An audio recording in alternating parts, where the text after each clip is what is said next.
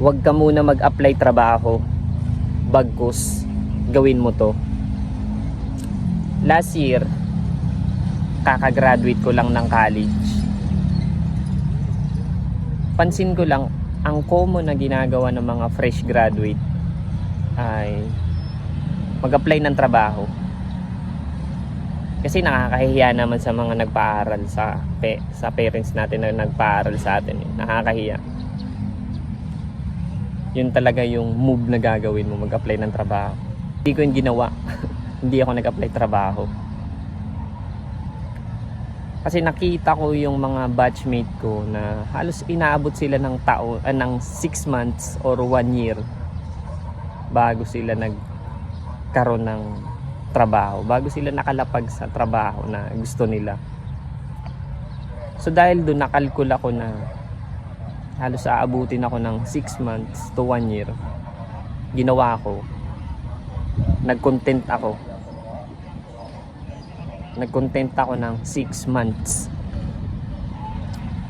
Kasi nakalkula ko doon na sa employment ay walang element of surprise sa employment. Kasi alam mo na yung sasahurin mo sa loob ng 1 buwan. Halos nga alam mo na yung sasahudin mo sa loob ng 3 years eh. Kasi kontrata doon eh. Versus sa content creation, isang video lang talaga kailangan mo para mabago yung buhay mo. Sa content creation, nabibuild ka ng sarili mong empire. Versus sa employment, kahit mag 5 taon ka dyan, kapag tinanggal ka dyan, wala ka na build. Nagbibuild ka para sa boss mo. Eh kung ginawa mo yun sa, sabihin natin content creation ng 6 months, masasabi ko na may na-build ka para sa sarili mo. Sa content creation, medyo matagal yung sahod. Pero literal na may na-build ka para sa sarili mo. So, yun lang yung ano ko dun, take away. Mag-build ka para sa sarili mo.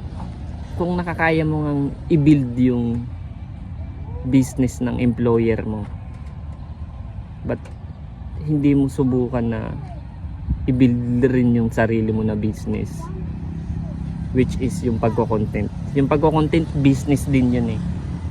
Kasi may analytics din. Sa business may analytics din.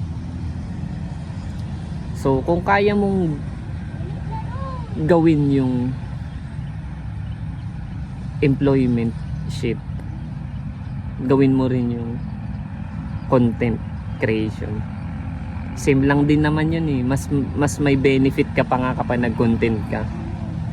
Kasi literal na sa'yo yun. Wala kang kahati dun. Kung empleyado ka, kahati mo yung boss mo. Sa hindi maipaliwanag na bagay, ang content creation ay parang nagbabato ka ng maraming lottery ticket sa universe.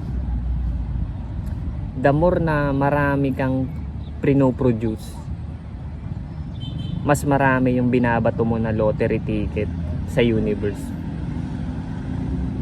The more yung chance na ma-receive ng universe yung binabato mo na lottery ticket. Kaya damihan mo yung pag-produce ng content.